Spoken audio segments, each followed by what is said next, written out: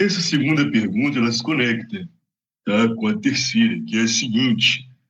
Inclusive, quando o Jones Manuel veio aqui, ele falou sobre esse processo de decadência política do Brizola, que eu acho que pode ser muito bem atestado aí no âmbito eleitoral, né? As sucessivas derrotas pelas quais ele passou no final da vida política dele.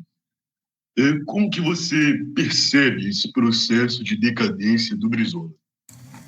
Eu acho que é muito claro que o início dessa decadência, em termos de diálogo com as massas, vem do seu apoio ao Collor, em algum momento, né, dentro do governo Collor.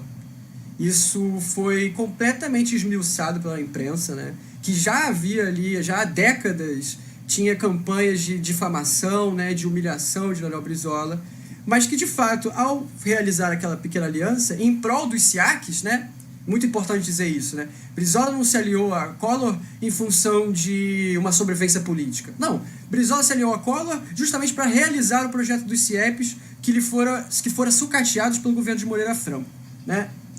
Eu sinto que essa decadência em termos de diálogo com as massas tem muito a ver com um fenômeno de comunicação de massa, né?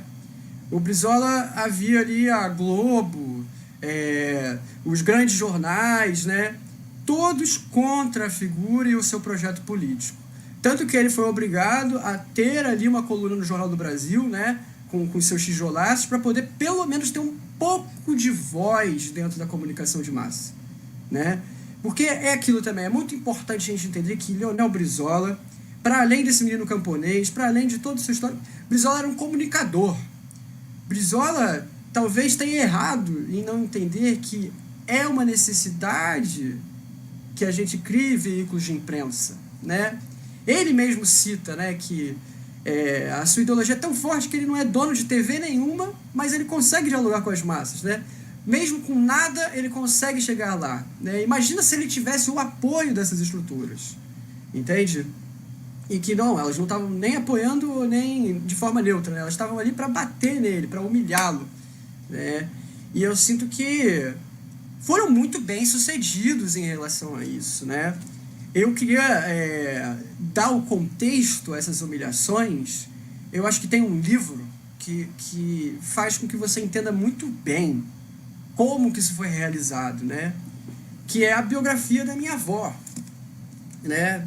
Neuzinha Brizola Sem Mentura. Infelizmente a gente está sem tiragem, né? Só tem uma edição, mas acho que você consegue no estante virtual, talvez por um pouco caro. Mas esse livro aqui, ele demonstra muito bem como todos esses veículos burgueses, né, se utilizaram das vulnerabilidades do trauma executado pelo exílio para justamente tornar o Brizola cada vez menos popular para com as massas, né? E eu acho que assim, a sua decadência está muito ligada aos seus últimos 15 anos de vida, né? Que, enfim, tem outras questões aí também, mas que cabe a uma outra live, a gente esmiuçar, que eu acho até, sugerir a vocês, né? Que eu acho que o Bernardo ele tem uma pesquisa muito boa, né? Que é do PDT dos anos 90 e dos anos 2000, né? E todas as rusgas que aconteceram ali, eu acho que, pô, é muito importante, até porque se a gente pesquisar isso por conta própria, você vê que tem um vácuo ali, tem um vazio, né? Ok, a gente sabe do Brizola de 82, sabe do Brizola de 86, do desmonte do CIEP, sabe dessa questão do Collor, mas e ali? E depois de 94? E até a sua morte, seus últimos 10 anos? Parece que tem uma coisa meio fantasmática ali, né? E que de fato, né, muito detalhada, existem contradições ali que são cheias de nuance, né? E que tem muito a ver com o cenário político do Rio de Janeiro nessa época.